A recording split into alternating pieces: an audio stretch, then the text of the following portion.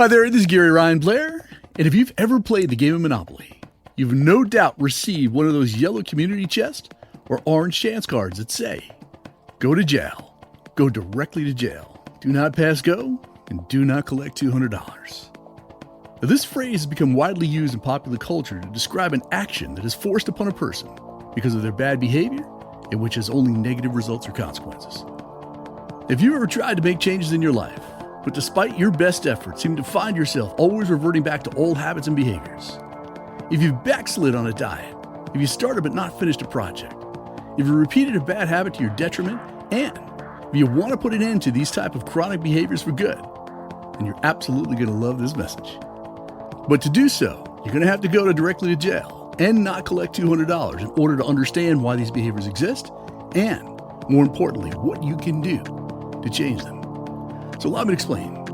Of all the mind-numbing statistics that are thrown about in the criminal justice system, perhaps none is more important than the recidivism rate. Recidivism rate represents the likelihood that someone who broke the law once will do it again after being set free. The word recidivism comes from the Latin root words meaning back and cater, meaning to fall or literally to fall back. And the word is most commonly used to discuss the relapse rate of criminals who have served their sentences and who have been released. However, it can be used for any relapse in behavior to include alcoholism, drugs, porn, adultery, lying, cheating, stealing, anger, tardiness, manipulation, procrastination, selfishness, greed, worry, stress, mediocrity, you name it, it's in there. So you're guilty of being a repeat offender to any of these behaviors? Come on, we all are. So allow me a little liberty here as to what follows can change your life and your career. It can improve your relationship with your kids and maybe even save your marriage. See, while criminals are not one of my marketing demographics, I do want to use this lesson to focus on a different form of criminal behavior and to explain how one would go about reducing their own recidivism rates. More specifically, we're going to focus on certain non-flattering aspects of your behavior and how it impacts your results in every area of your life and career. So let's begin by defining what I mean by criminal behavior.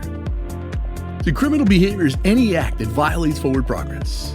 It's an act that undermines self-esteem, that compromises your reputation and your character, that decreases your earning ability, and which negatively impacts your relationships, your future, your quality of life, and your overall peace of mind. And a moment's reflection will validate this argument. See, if the goal is to live a life of excellence, to lead by example, and to unleash your greatness, then it's a criminal act to do anything less than your absolute best.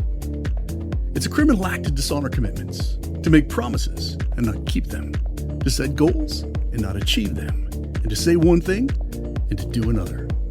So here's the deal. Lying is deliberate and calculated deception. Greed is a repulsive, bottomless pit of selfishness. Debt and overspending imprison, enslave, and extort your peace of mind and your future growth. Gossip is an emotional cancer that is practiced by the weak and which preys on others' misfortune. Mediocrity is a corrupted belief system that undermines any chance of greatness. Apathy, procrastination, and laziness are all forms of behavioral rot.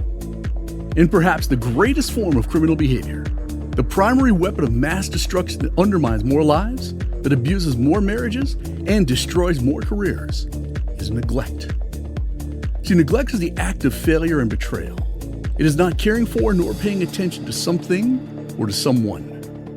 When you neglect or simply demonstrate indifference to your health, to your money, personal development, your employees, your customers, etiquette, and relationships, well, they quickly begin to deteriorate. They take on the look and feel of a shabby, run-down, dilapidated building on the bad side of town.